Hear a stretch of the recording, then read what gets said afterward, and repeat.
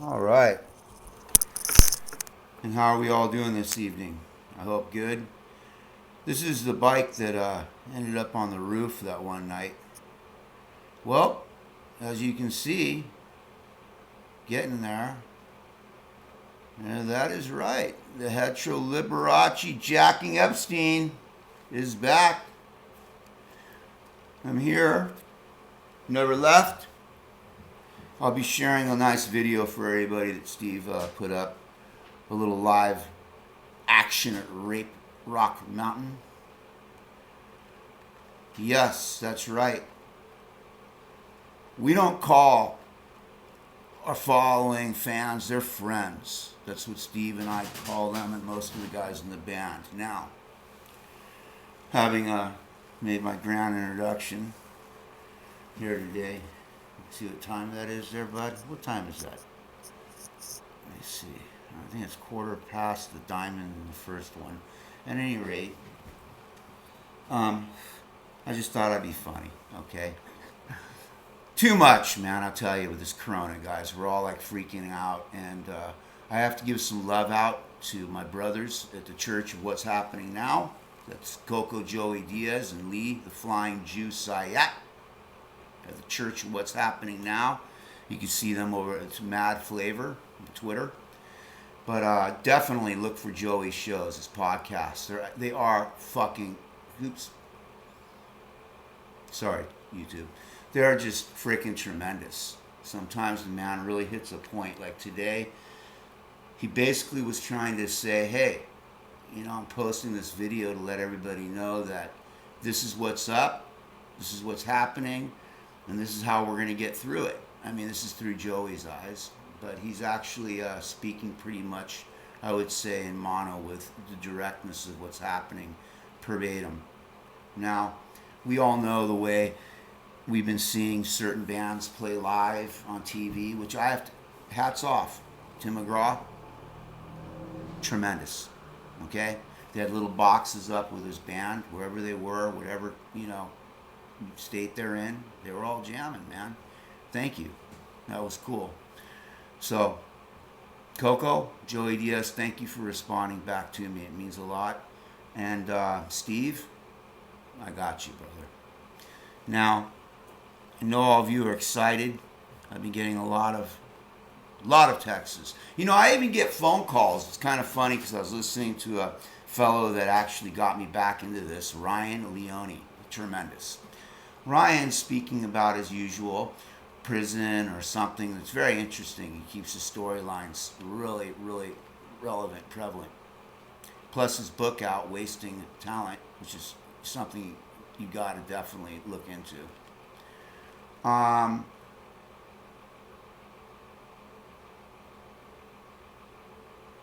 We're here to entertain people, meaning whether it's Ryan, whether it's the Church of What's Happening Now, and that's what God put us here to do. I thank everyone that listens, that comments, that likes. I'll leave a link so you can see the video. And I'm going to get right into tonight's story. Thank you for everyone that's commenting. Please subscribe to my channel. It definitely makes me feel a lot better when the way, for those that did know me a few years back, 1 million and stuff. Come on, man. It hurts. And it takes so long. But thanks for the likes, comment, and subscribe. All right. Does anybody remember a little movie that came out? It was actually a 6-part miniseries called Murder Mountain. It was on Netflix.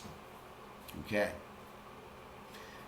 In 1983 and 84, those years there was when the campaign against marijuana plantations, was in a full uproar with the federal funding that they had. It was like a mini Vietnam up there. As a matter of fact, when I was last up there, I saw a chopper that still had its mini cannon attached. Now, if anybody knows what that is, that's pretty serious, okay? Like, I don't know anybody on our soil that's going to shoot a Lost rocket or a RPG or a helicopter, but that's basically what this is for. And we were invited, meaning we, by Gary Timmons, the guitar player in Tyranny, and myself, to go to a ranch at a place I'd never, ever, ever thought about other than for weed. Humboldt, you know? It's like apples and oranges, you know what I mean? Kind of thing. You say Colombia, what do we say? Cocaine, right? Well, Humboldt is Humboldt. Skunk bud, kill bud, whatever. Greg B. I'm going to use real names because they're on Murder Mountain. And these are dear friends of mine, and I do not want to get them upset. Greg B. invites us up to go to the Phillips Ranch. Now, at the time, there wasn't the shortcut that you could take to go to Alder Point, meaning you had to keep going straight into Garberville. And if you didn't know, you're never going to get there. It's that hidden. Studio. You'd get off at Garberville, and we'd have to make a U-turn and go underneath the freeway, the 101, Pacific Coast Highway. Then heading north, and it would take us up past the burning spot. You could see where they were burning the pot plants, which we were showed later on in the story. I'll get to that. But anyway, we have our little thinly written map. Mind you, like I said, back then, this was the only way to get to Alder Point, was this way. Man, that road is balls. It is like thin as a Jew's line, okay? I'm not kidding you guys. Hairball. No signs. There's nothing, man. It's like, we're in the era of smoke signals, okay? So Gary and I make it to where he told us once we went that way that we hit a split, a fork in the road, right? And that we were to bear left, okay? And that when we bared left, it dropped down, and that bridge you see in Murder Mountain, this is the bridge that I'm speaking about. We crossed that bridge, the first street now, I think, but then it was a dirt road, we make a left on. Immediately, right there. And you see homesteads, like, right up on the rivers right there. It's fucking awesome, you guys. Beautiful. So, we finally pull in, because Greg said he'd be at the bridge, because he knew we were, like, wigging out. So he walked, like, a couple miles to the bridge from their house, And, lo and behold, there's Greg B. I was so stoked, man. I was like, gnarly.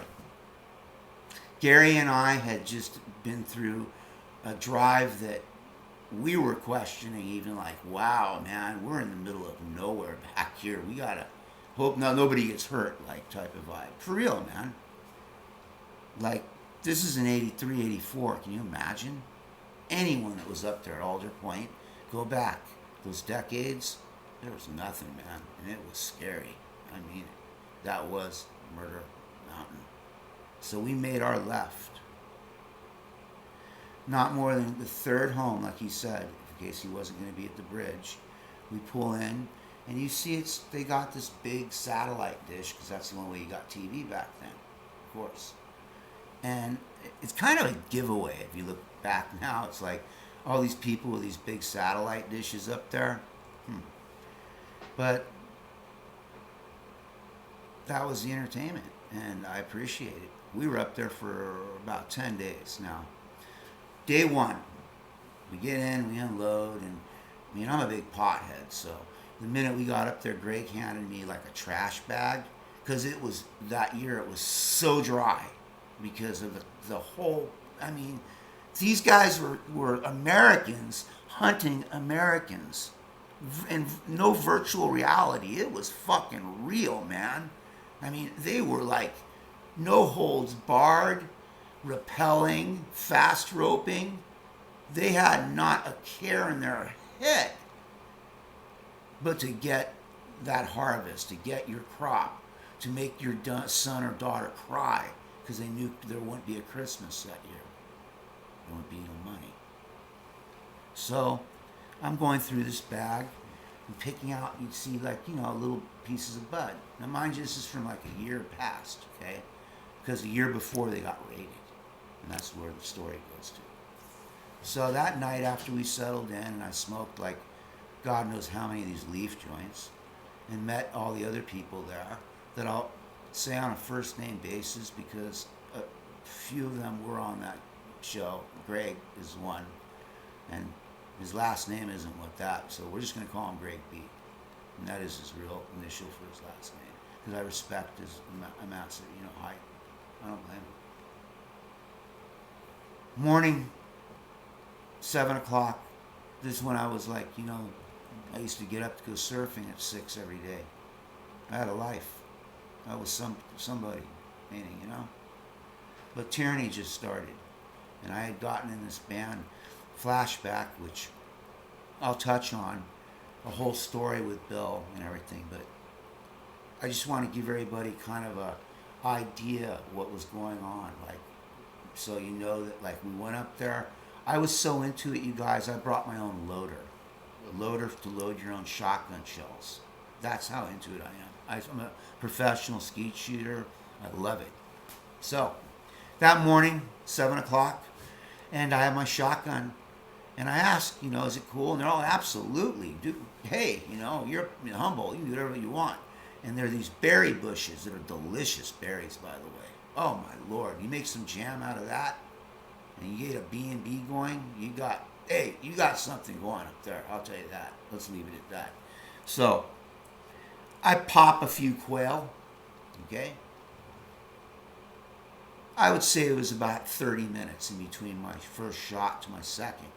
Between that time period, 4, they looked like they either came right up out of the earth, or I don't know where they came from, but they showed up, these old timers, and they wanted to make sure, one, they already had checked in, they knew who we were. That's just how it is, you guys. 2, that I knew anything I shot, I ate, or I get ate. No bullshit. They came up there that morning for the purpose of how many quails did I shoot? And I said, well, 2 shots, 2 birds. And they're all okay. And that's when I realized that, you know what? These guys are fucking some serious growers.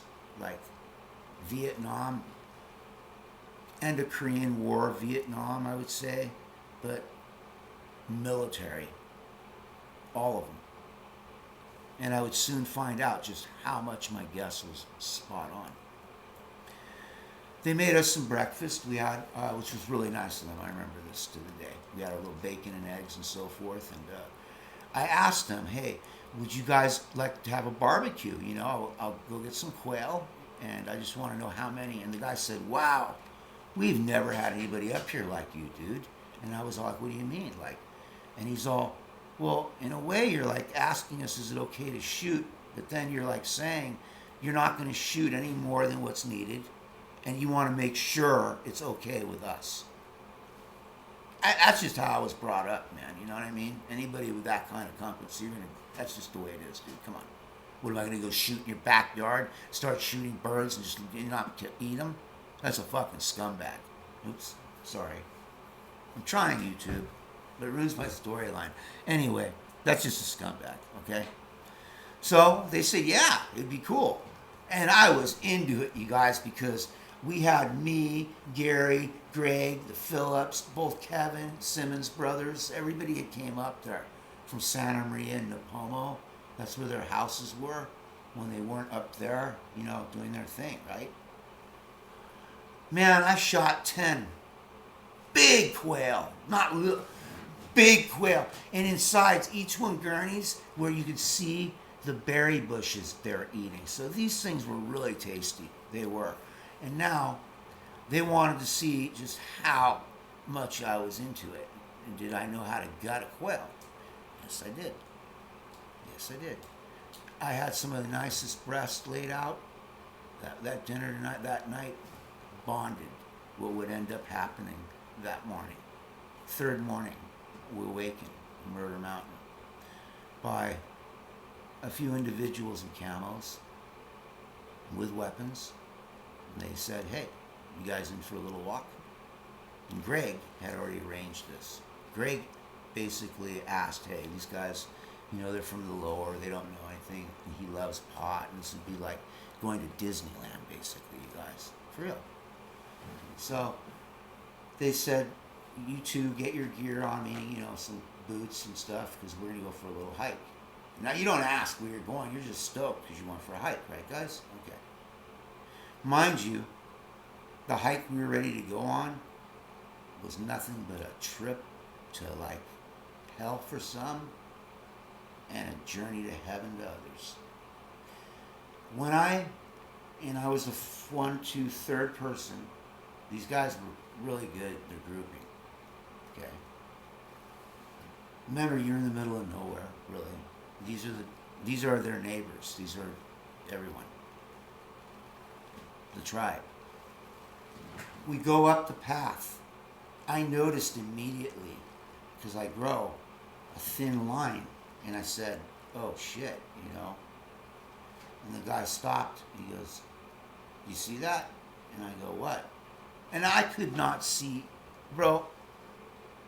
I felt like a real fool, and anybody else would. You guys, I was no more than 5 feet away from bushes, and I couldn't even see them. I was like, no. I was just like, holy shit, And they showed how they had to hide them like that because that's how, gnarly it had gotten with the helicopters, basically. They were, growing just a very few in the trees, and it was gnarly. So we keep going on our hike. We're going up this trail, and the whole way we're being, like, narrated on this is where we ran down. This is where the copter was right there. This is where the other one was. They were fast roping down, you know what I mean? They're trying to get these guys. And I'm just like, wow, this isn't real, man. And this is where at the time, they didn't have the 4-wheel ATVs. It was a 3-wheel, okay? And you could see the little thing. You guys know what a MASH tent is? A MASH tent is a tent used in the medical army for like a medic tent, like MASH, the show. It's a big tent. I mean, big. They had a MASH tent. No shit. In the middle of fucking nowhere. I was shocked. I was like, wow, man, this is insane, Like how much it really blew my fucking mind, man. It blew it so much to where they made sure to tell me that while we're up here, because there's nothing here right now, but in case anything happens, you go down that trail, you say nothing. You and your friend right here, that's it. You guys say the band. At the time, nobody knew who Tyranny was at all. It was like, who? To where now it's at least like, yeah, oh yeah. Wow. But hey, thank you, So we see this MASH tent, table inside of it, and then the guy pulls out of his pocket about a stack this big of pictures and starts showing me what they, had lost that fucking unbelievable. Just you guys, it was so crazy. It really was, man. Just to hear how they barely made it out, how they could see when they were at the other side, the helicopter lifting their weed up. I mean, they had that much weed. 4 families to this day. I cannot mention any names of anybody. 4 families are so tight, and everybody knows who these people are. Even you as a consumer have heard or smoked their pot. They controlled and grew everything that went up to that point. One of the guys actually had a couple come on the property that were fucking serial killers. This guy, he was the nicest dude. And back then they didn't call us trimmigrants, meaning they looked for people to help trim.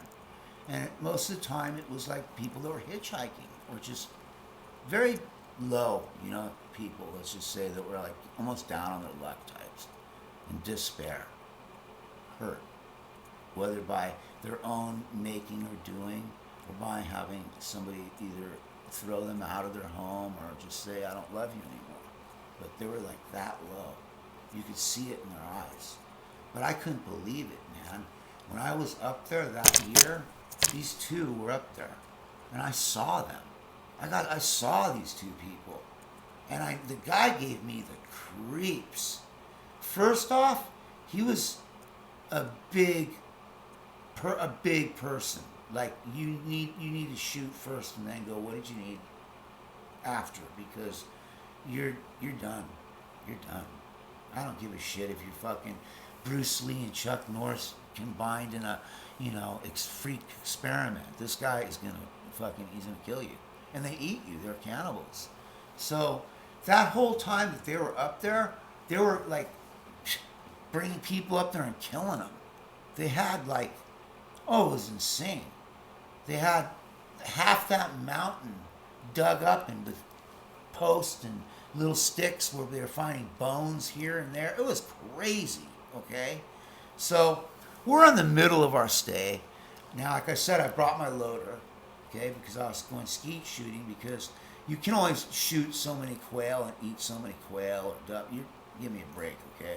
This isn't like, Grizzly Adams and we're fucking, on our last leg, by the way, yes, I am very stoned tonight. But I wanted to get some stories out because in the book. Now, to wrap this up with Murder Mountain, because it was exactly that. On our way out, as we're leaving, we gathered all of our stuff. We were reminded that, and this is in 1983 and 84, that people are murdered up here. This is Murder Mountain. And I was just like, okay, this is Murder Mountain. I got it. Like, dude, I'm not going to come up here to rip you off. I mean, you know what I'm saying? He's like, no, dude, I know that already. I'm just telling you so you know, look around you. And I was like way ahead of this guy because this is like a dude from the army and shit. And I already had, at that time, no, this is before all that shit. So anyway, I'm going to show you guys some pictures right now. I think you're all going to enjoy, okay? First, like I showed you, was this bike that on PCP I put on a roof, okay? Like that right there is where I burnt down my piano. And Lewis, God, brother, this is a dude that he shot videos for the band. He's done like 100 Mentor shows, and he did 2 Tyranny. And I want to get him, man, because my copy's burnt down. And from 1986 at Gazzari's on a Friday, it was fucking packed. In 1988, El Camino Real High School, May 5th, I think it was Cinco de Mayo or some shit like that. But they're 2 really good gigs in my life that I'd like to get because I lost everything. You guys know that. I mean, it's sad because other than I've seen a couple clips here and there with like all the bands we opened for and played, you think that I would have been more on it, you know? Well, what I want to show you guys that some stuff that managed to make it through. There was a movie called Tron. When Tron came out, it was a big deal for Disney at the time, okay? Because it was going to be their first crossover in animation. Now, we all know the man that they picked was nobody but my uncle. It was Jeff. I have the shooting call sheet for that day. You can see. Okay, Walt Disney Productions, the stage, everything there, okay? But what I have, you guys, is a little bit more than that, okay? What I have is a script. And in that script, Jeff, in his own writing, took out and wrote, this is going in my book, like I say, A Way of Life, Tron. This is all Jeff Bridges' writing. He wrote, to where the video, the scene, you know, he's playing the video games at the beginning, all right? And then he says to 2, he turns around is undynamic. Jeff did not think that that was dynamic enough, the way that they had writ it when the video game. Remember at the beginning? Okay. Then it says this, that scene 6 needs work. All right? Mid-page, what are his ego games? Why is he doing this? Okay? This is a main character. This is Tron actually writing. And this number here at the top, I've got to black out the last 4. But that is actually Steve Hurt. This is the man, dude. Right? Anyway, and then 6, are the two worlds oh man, hold on. Handwriting is gnarly, you guys. It's very complimenting. Hold on. Are the two worlds complementing? I can't. I'll read that anyway. But anyway, I just want you guys to see. What is MCB so cruel? Why are they so cruel? Okay, at the bottom. Anyway, I have this, and I have another one. And if you look, it's Tron. Okay, this is in Jeff Bridges' own writing. Okay, I have the shooting schedule: 8th day shooting call, 3rd day of shooting, 6th day of shooting. Okay, I have on here the originals of everything. Now, I'm going to show everybody something that I think is a treat. For those of you that know, well, not many of us haven't heard of her, you know, Miss Elizabeth Taylor. I have the wedding invitation when she married, I think, I don't know which husband it was, you guys, but I'm going to show you that, and I'm going to get into a few other things, but that's not like a teaser if anything ever is, but it is. Here's a note written in 1972, okay? This is by Beau Bridges, by my father. Norma, please help me do the following things. 1, call Southern California Gas in Van Nuys and cancel my service at the Woodbridge, North Hollywood, right? And then call the Water and Power in Van Nuys and cancel it. Call Pacific Telephone. I mean, we're like talking like they had my mom doing everything short. No, Jeff taught my mom how to roll joints. And this moron taught her how to chop coke. No shit. Anyway, I want to share with you guys the little pictures that you're going to see. This is me when I was brought out of Long Beach St. Mary's Medical Center. This is my first, it'd be November 62. That's Thanksgiving, okay? I was born in July of this year. Here is Casey that Beau and Julia adopted. Let's do the math on that. Yeah, I have. It's kind of obvious. Once you give away something, sometimes you try to replace it. Right? But it's okay. Because everybody knows. It's only obvious. I mean, kind of like, hey man, these are the real deal. These are different ones. And Steve and I, Roy, were looking at the ones. We were laughing because I had ones that said fucking Crocker Say It. Remember that bank? There no more. It was an old fucking one I had. But no, these are real. If I ever need some money, I can do that. So, I don't. This is, I cherish because I know that I have like someone looking out for me, but the stories that are going to come are so just to the bone gritty. I try to keep them as clean as possible, but you guys know sometimes you do have to cuss to leave, the flavor in there, so to say.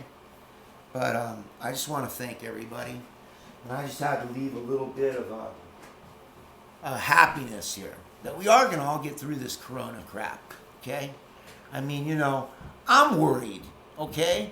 I'm a fucking, I'm worried, you guys, all right? But every day we say to ourselves, man, at least we got something going on quicker than the others, because look at the way the whole demograph is. Yeah. Thank you, President Trump.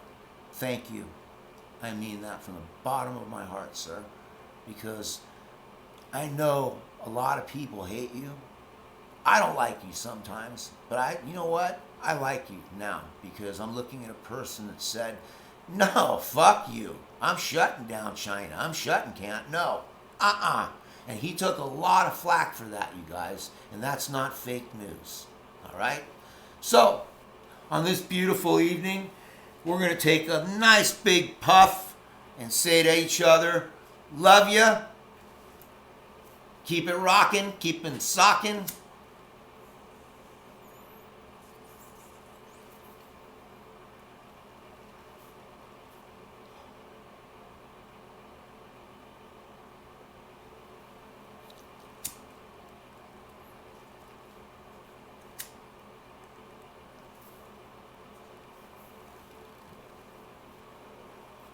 That was for you, bro. We'll be talking soon. We got a lot, you guys. So to answer everybody really quick, yes. Okay? And stop calling me people that you guys, I love you. You're all really friends of ours, but, you call me on that friend thing on Facebook. I don't know who you guys are. I'm on Fangul. You're not even a friend of mine. But you call me. Think about it, man. You know what I'm saying? We're all human. I mean, Jesus, come on.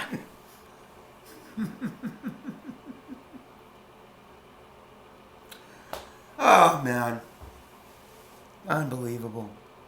So Gary and I finally get off that mountain and we made it home. Okay? Next story coming up for you guys. I'm going to start my 2.5 kilo Juarez, 1990, 91. Scary times, but not as scary as today. And I'll tell you right now, I was so freaked out, I almost fucking swam across that bridge and river myself. So, right now, coming from the Hetero Liberace and jacking Epstein, that's right. You do well, keep well, be well, and love each other. Really. Subscribe, like, leave a comment.